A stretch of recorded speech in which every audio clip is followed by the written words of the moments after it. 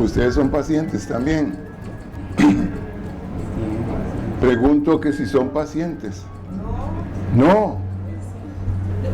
Yo pensé que sí, es que así es como pasa emergencias, así de gente.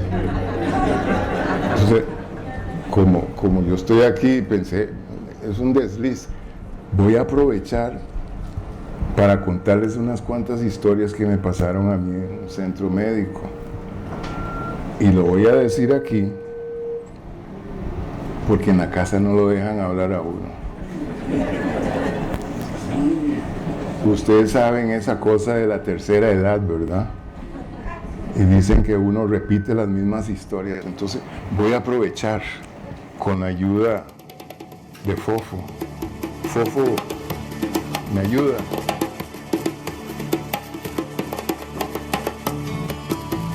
Una noche fresca y lluviosa, fui conducido por un tripulante fuera del segundo módulo a otro sitio del Cosmos Institucional para un procedimiento.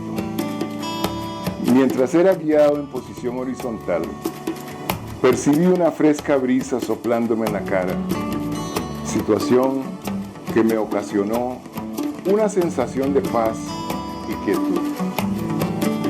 Quizás había estado demasiado tiempo dentro de la nave. De regreso al módulo, antes de conciliar el sueño, comencé a escuchar un sólido sonido en la parte superior de la nave, cual si fuera un tren en una vía, y se me ocurrió pensar que eran otras naves que piloteaban en el Cosmos Institucional, segunda planta, o ¿acaso era la bestia Amit, la que devora los corazones de los difuntos, según la tradición egipcia?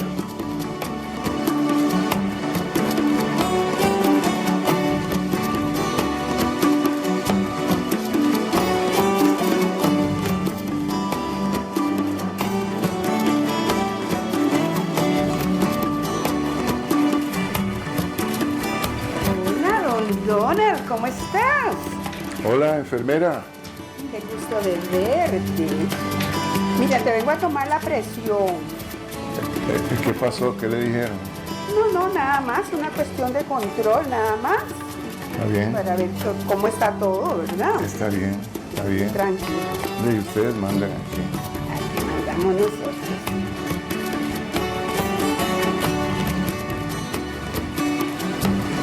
Doc, ¿qué está pasando? ¿Ustedes hicieron algún reportaje ahí mío?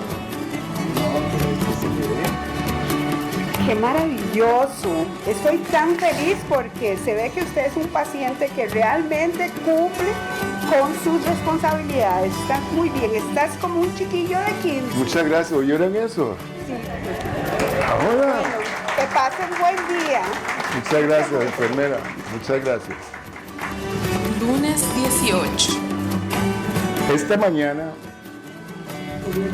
después de una ducha, fui vestido de verde y mientras era conducido en posición horizontal por distintos espacios de la nave, percibí que había perdido mis facultades especiales y por esta situación se originó el efecto túnel.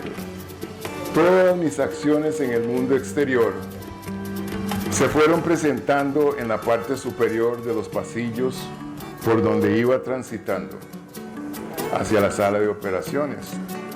Tal como si fuera una película de mi vida, el viaje fue de corta duración, por lo menos así lo percibí. A mi arribo, después de varios minutos, me cubrió una brillante luz. 3, 2, 1 y perdí el conocimiento.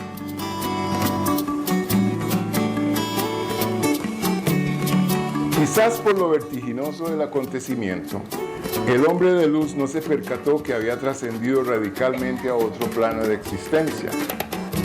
La incertidumbre se acentuó cuando el recién ingresado percibió instintivamente de nuevo un recuento de lo que fue su vida en el mundo exterior.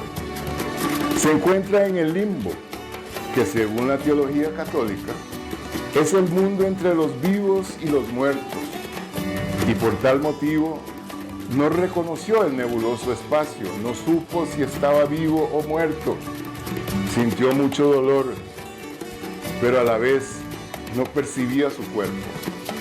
Concibió que deambulaba por un inframundo, por el descrito en la mitología egipcia, tratando de esquivar a otros entes y objetos, y reflexivamente, aunque no siempre lo lograba.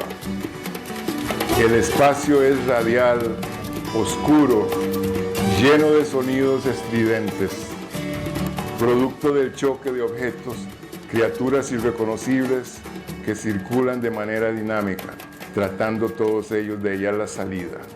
Esta es la zona donde ha ingresado el hombre de luz.